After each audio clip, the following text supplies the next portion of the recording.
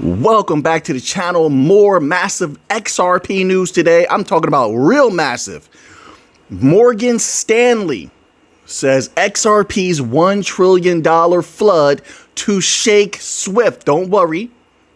They clarify here, okay? Yes, I told you. These big companies can't hide it. What we've been seeing is real. It's coming. In my humble opinion, to each his own. If you disagree, so be it. If you like this type of content, once again, take those powerful hands, click that like button. Listen to this, folks. Is it getting hot? Is it getting good? All right. Morgan Stanley has recently acknowledged that Ripple XRP might be the leading alternative to Swift. The leading. Trillions. We've been saying it for years, trillions. Now you have Morgan Stanley telling everybody trillions. How many more companies are going to have to say this before people start considering this factual? I mean, I know what I've seen. I know what I've been researching all these years. But let's keep going. It says, emphasizing the crave for quicker transactions. You thought this was it? Don't worry. I'm going to continue with the article. Let me cook. There's something else right after this you're going to want to see in that next chapter. It all fits together. Once you see the other thing, you tell me, why did they release these both at the same time? Right. You'll see. Let's keep going. So, emphasizing the crave for quicker transactions. Keep that in mind when we get to that next article. Both of these are massive, particularly in the cross-border section. A passage from the Manhattan-based Financial Enterprise Review has caught the eye of market watchers, specifically volume 36. It says here, in this passage, Ripple's XRP ledger technology was renowned for capabilities to potentially reduce processing costs by 60%. That's why they can't leave it alone. They need interoperability. They need the liquidity. They need it as a bridge currency. Let's keep going. I'm going to let them tell you. Moreover, Morgan Stanley report claims XRP ledger's design can free up bank capital. We know that. Not necessarily needing to have pre-funded fiat accounts if XRP is truly adopted as the default bridge currency. Bridge currency. Adopted as the default bridge currency. Morgan Stanley, thank you for actually putting the substantive details in here. Appreciate that. They need bridge currencies. There's increased fragmentation everywhere. Do you see all the geopolitical tension going on? Nobody's going to be using each other's systems. That's not going to happen into the future, no matter what the legacy system tries to delude people into. Not going to happen. You need bridge currencies. XRP is in the driver's seat. Let's keep going.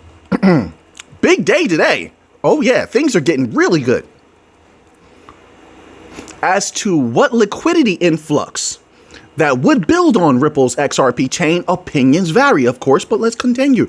To illustrate Morgan Stanley's experts, they get paid the big money, folks, to analyze these things. They have some of the best research teams we know, right? So you know some of them, don't you? Right. Experts are projecting a $1 trillion market liquidity addition.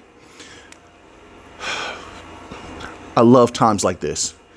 For years and years doing this research and seeing that there were going to be trillions. Go back and watch some of those earlier videos. You could just see the titles. Trillions are coming. It feels good to have others who are, supposedly at a high position and very erudite at what they do to say the same, to see the same vision.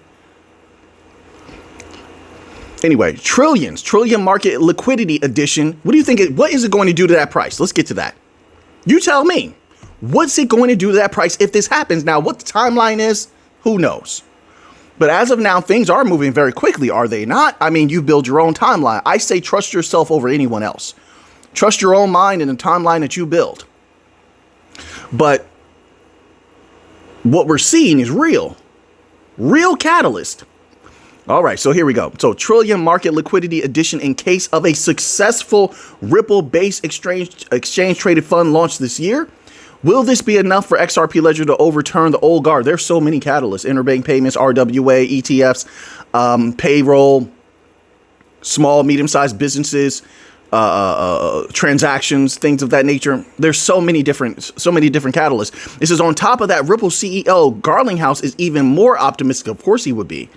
But he also has an inside look at certain deals and partnerships they have that they haven't even announced yet. And that's according to them. They're the ones that chose to willingly come out about 2-3 months ago and say, hey, we have some partnerships we didn't even tell you about. Why say that? Why did they say that? We're working with central banks. There's ones that you know and ones that you don't. I'm paraphrasing, but you saw the articles. Why'd they say that? Who are those partnerships that they're so giddy about? They just had to mention it. Even though they're not dropping names, there's something big. I feel strongly. If you saw those videos, a couple videos back, like 3 videos back, where I exposed BlackRock's influence over the central banks that control SWIFT. Okay? Then you have Ripple, put it all together. You have Ripple saying, oh, we have some central banks we didn't even name. Of course, once again, I'm paraphrasing. Folks, it's a high likelihood that Ripple is in bed with a lot of those banks that control SWIFT. How does that affect things moving forward into the future? And don't forget, once again, wait until you see that second article. This all fits together. Something's going on. You tell me what's going on. Here we go. Forecasting. Yes, I'm a little excited. Forecasting that Ripple will capture 14%, we've gone over that before, of Swift's gigantic $155 trillion annualized transaction. I believe is going to be higher. How long that will take, I'm not sure, but I'm pretty sure they're going to take more than that. That's a lowball number. They're trying to play it safe at 14%. Let's keep going. As most out of the 11 XRP ETF pitches are due for a decision in late October 2025. Bloomberg's analysts have projected a 95% chance of approval. I'm not worried about ETFs. I'm not. Look at everything that's going on. ETFs just sprinkles on top of an already awesome cake. You have XRP reserves. Talk about that. Why don't they want to talk about the XRP reserve? They're holding XRP when people said in the masses, I was here. In the masses, people were saying they're not going to hold XRP, and now they are holding XRP. Why don't they want to talk about it? What is this big hush about the reserves? Who knows how long they're going to hold? It doesn't matter. It still goes against the grain of what people said was going to happen. Now, I believe that they were going to hold XRP, but it doesn't matter. I've always said that, whether they hold it or utilize a lot of XRP, either way, it's like a forked road. It leads to the same conclusion. XRP becoming rare. Do you believe that because there's billions of XRP, that there's enough to go around for all central banks, for all commercial banks, for all non-banking financial institutions, for small and medium-sized businesses, and for regular people? You think it's enough XRP to go around for all of that? I have to respectfully disagree. And some are holding massive amounts of it, and that's only going to grow, both the amount that they're holding and the amount of businesses that are going to get involved in trying to hold on to XRP because they want to capitalize on it. And who knows how long or how short the hold will be, how long, it doesn't make a difference. That will make it more rare. That will explode that price. Simple as that. I think this is very reasonable and logical, very easy to understand. Now, it continues. They have more. On the other hand, even the $1 trillion flood forecasted by Morgan Stanley, look this all up, please, still encircles 25% of overall crypto global market cap. On Swift side, I'm not worried about, we'll get to that in a moment. Let's go here. Speaking of Swift, since they want to bring it up, that's a nice little segue. Bear with me one moment. Let's go to this article.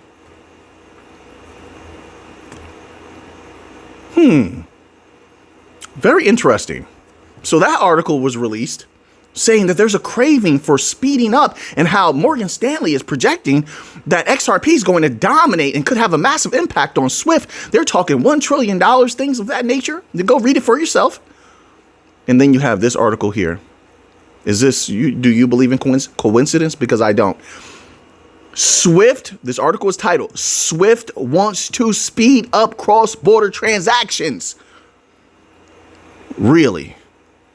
So you have Morgan Stanley talking about the crave to speed up cross-border transactions. Then all of a sudden you have articles come out by Economic Times saying Swift wants to speed up cross-border transactions. BlackRock is attending Ripple's event.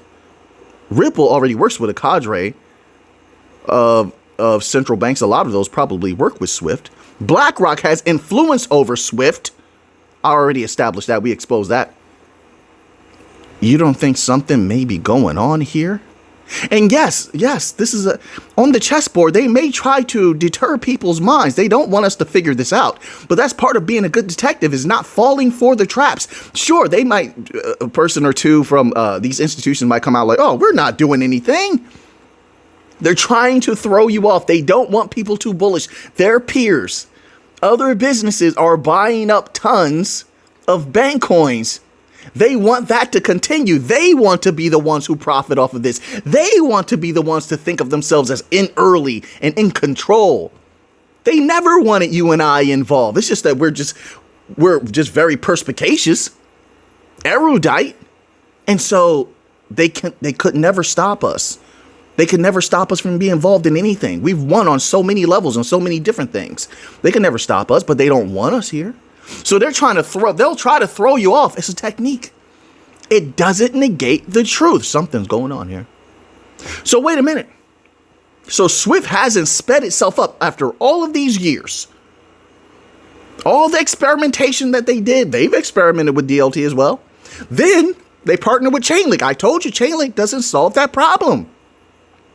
These bank coins don't step on each other's toes. They fit together like a puzzle.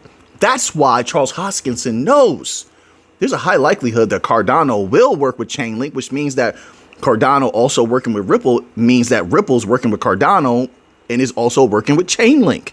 If that were to occur, there's a possibility of this conglomeration. Why do I say that? Ripple's already working with Hedera and Cardano. They're going to form Voltron, in my humble opinion. Could I be wrong on that? Sure. I don't believe that I am. I don't work with these companies. I don't know these people. But I'm telling you what seems logical. I'm not leaning this way or that way. I'm looking at things raw and as raw and naked as possible. I think that's the best visual to paint here. And that's how. So Chainlink does some things, connects everything together, you know. XRP provides the speed and the liquidity. You need that.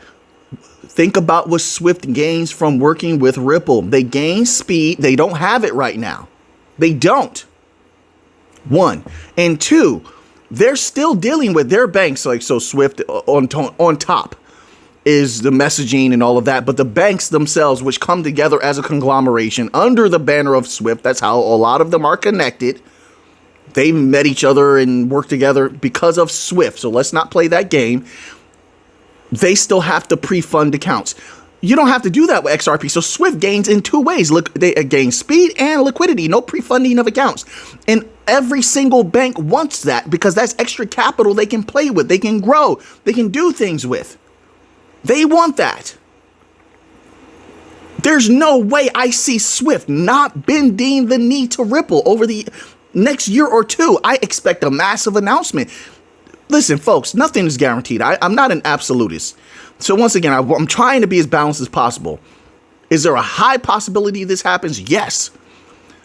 And I believe that they will keep it quiet and they will throw people off till the last second. They know what an announcement like that will do to XRP's price. They know it. You know it. If you and I know it, they know it. One thing people can say, they can say that they don't like the legacy system, but you know, they don't like BlackRock, they don't like Swift. I get it. But one thing they're not ignorant. They're not ignorant. They know. So they're highly incentivized to hide, to obfuscate, okay? Anything that might indicate that this deal is on the table, it's in the works. But we're hot on the trail as researchers, as detectives. We're hot on the trail, are we not? Everything that we've seen so far has been coming to fruition. Why would this not? I'm just asking questions. Take a look at this article, folks. Delays occur. This is so they're tackling the Indian systems within Swift right now. In the synopsis, that's how they chose to do it. It says here, delays occur because many Indian banks contact the receiver before crediting their account to confirm the payment. They're still doing things manually. We have this in the bag, folks. They can't beat us. I know a victory when I see it, folks. Yes, let me be excited one time. I'm not trying to be too excited. This is a victory. I've seen this before. Folks, this feels like the moment where they're calling on the phone to confirm payments. They can't compete with us. We have smart contracts. AI does it automatically. You think banks aren't drooling for that opportunity to use that? Of course. Of course. Muy linda. This is, yeah, muy linda. I mean, I've seen moments like this. I remember one time we were dominating. I was coaching the team. We were dominating. Just let me get this off because this is a good, I'm sharing my experience with you. What I'm seeing here is equivalent to this. And I remember one of our guys, right? I'm coaching. We were dominating. We had zero losses, multitude of wins at the time. We were just conquering. And it was late in the season. Still, we had zero losses. Tough team we're going up against. And one of our guys, one of our best guys, is going up against another one of the best guys in the nation. And I'm telling him, right? It's getting deep. They both haven't scored on each other, just wrestling. And I'm telling him, just go for the outside single leg. I see it. It's there. The man does a hezzy step head tap, right? The opponent. I'm telling you, when he does his hezzy step, he's exposing his leg. Low single. You can even ankle pick him. But you see, here's the thing. You have to have the confidence to go for it. And I'm telling my guy this. I said, trust me. It's there. I know when a win is there. I'm good at what I do. He trusted me. He went out there. When that opponent did that little, I call it a hezzy step. You know that thing where you try to throw your rhythm off? He did that little step. He went for that head tap. My guy just went for it, committed. He went for the leg, the outside single. He got it. We scored. We won. We won. That season made the papers. I see it here again. You don't have to agree with me. You don't have to take anything I say. This is not advice. I'm telling you, I see this here right now. All these bank coin companies have to do, like Ripple, is continue to advance, do good business, stay strong, do not bend the knee to the enemy. And we're going to take that bank money. It's almost our time. All right, I'm going to leave that one there. Let's get to a little bit. Let's see, I believe I have a little bit of Bitcoin news. What a day. Once again, if you enjoy this type of content, I'm asking, take those powerful hands of yours. You're a powerful individual. Take those powerful fingers and hit that like button. All right, let's see. I believe I have some Bitcoin news. Why is my computer is is giving me a bit of a problem. There's a balance to the day. Like everything could go right and then one thing might go wrong. There's a balance there, right? So this is interesting. This article is titled Cantor Fitzgerald launches gold-backed Bitcoin fund. Expects long-term outperformance. I beg your pardon, a little something in my throat. Let me scroll down. I'm scrolling down because they sort of say the same thing from the title right underneath the where the article begins. Cantor Fitzgerald Asset Management announced on September the 8th the creation of Cantor Fitzgerald Gold Protected Bitcoin Fund LP, a structured product that blends exposure to Bitcoin's price with the defensive properties of gold. Interesting. Okay. The 5-year vehicle grants investors 45% participation in Bitcoin's appreciation, while aiming to safeguard principal through gold's performance if Bitcoin declines. So it's a rotation. That's what it sounds like, right? So if something price begins to go down, I guess they have their levels. Then they rotate that into gold automatically, I'm going to assume, which is what a lot of people already were doing manually. That's been going on for years. Didn't I say that? You watch that flow sometimes. It's very, very visible. You'll see some sell off in gold and you'll see Bitcoin price go up a little bit, a little green. Then when Bitcoin sells off massively, you see it goes into gold. You see gold's price go up just a little bit. Gold doesn't need that kind of flow, honestly. It's a benefit, yes. But the central banks and big money individuals are propping that gold price up. So gold is going to be okay no matter what. Right now, that's how it's going. But that flow has always been there. It says here, the structure is designed to provide cryptocurrency exposure to accredited investors while addressing market volatility and portfolio risk. Like I said, that's been happening for quite some time, but this is a very smart product on their end. And yes, this could bring more people into Bitcoin, and it definitely could assist in that price going up of Bitcoin if things like this take off, not just this one. All right, it would take a multitude of these things to really pop off. Brandon G. Lutnick, chairman and CEO of Cantor Fitzgerald, highlighted the evolving perception of digital assets. He stated, quote, "At Cantor, we create innovative products that reflect the shift in how Bitcoin is perceived, from speculative risk to strategic opportunity," unquote, the executive added. This fund offers downside protection, giving investors a safer... Is that automated? They need to clarify that. Is that automated? Like the flow is supposed to happen automatically, but you can have automation through... how could I phrase that? People are doing it. Like people are watching, just like how Swift they're making phone calls still in the Swift system. Or is this like through maybe AI or something like that? Like they need to clarify, in my humble opinion, how is this taking place? How is that automation taking place? Is it automation? Do you consider it that? Because I'm just assuming. It continues. With Bitcoin's fixed supply and accelerating mainstream adoption, we see strong long-term potential for continued performance. We further shared, I beg your pardon, my apologies. He further shared on social media platform X, quote, "In May, we announced our gold-backed Bitcoin fund was coming. Today, it's here." Well, they kept their word, institutional investors. Okay, so this is a positive happening for Bitcoin. That's how I look at it. Anything good that's happening for Bitcoin, I'm all for it if it's going to lend to that price exploding. However, it doesn't negate from the strongest catalysts, which are nations want Bitcoin, and these big companies want Bitcoin. Simple as that. That's what I'm going to always look toward. Okay, but this is very good. All right, so now let's move on here a little bit. Let's squeeze in a little bit of maybe gold news. Let's see what they have to say here. Gold, silver, and platinum forecast. Bullion leads as silver lags. So it says here, gold surged to a new all-time high of $3,674.70. We know that.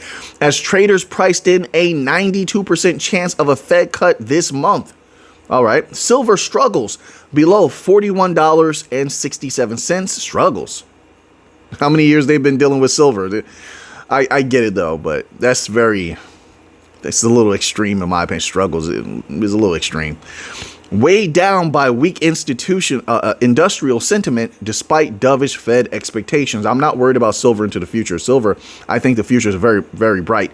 Platinum reversed from $1,438.30. Platinum's been doing very good. The members only section is very erudite, very wise. All right. I was into platinum a few years ago. I used to cover it as well. Sold it before it went down. It was like went to like 939.20, something like that. It was doing very well when I was into it, but I haven't played in platinum since that time. But the members only section was letting me know, like, hey, what do you think about platinum? Platinum is looking pretty good, things like that. And they were definitely 100% right. We have some wise people. So shout out to the members only section. Very wise people in the members only section. That's just my opinion. It says here, so you see, platinum's doing great. and is now testing key support at $1,367.60. You know what I've always wanted to play in, and I never took the opportunity to do? Palladium. But I'm not sure how Palladium is doing right now. I haven't been keeping up with it. I like to be honest with the people. I just haven't been keeping up to date with it. All right, maybe in the future. I have so much to focus on right now. I like to be a focused individual. All right. Precious metals diverged sharply as gold surged to fresh record highs. Silver lagged with a bearish tilt, and platinum tested key support levels. Fed policy expectations and U.S. inflation data remain the core drivers for near-term price action across the board. All right. I'm waiting to hear some more bank information come out soon. I'm telling you now, the information is not looking good. I expect gold to go a little higher. Now, they're not going to put this out to the public, but you'll hear about it. You'll hear about it, or the members only section will hear about it if I get my hands on that information. So they're not going to say it, but if you hear some bank information come out and it's not very good globally, the global situation doesn't look very good, or the U.S. situation particularly doesn't look very good, and you see that uptick in gold, then you know why gold went up, right? All right, so now that you have the information, what are you going to do with it? I know what I'm going to do with it. So until next time, everybody, let's get to the money.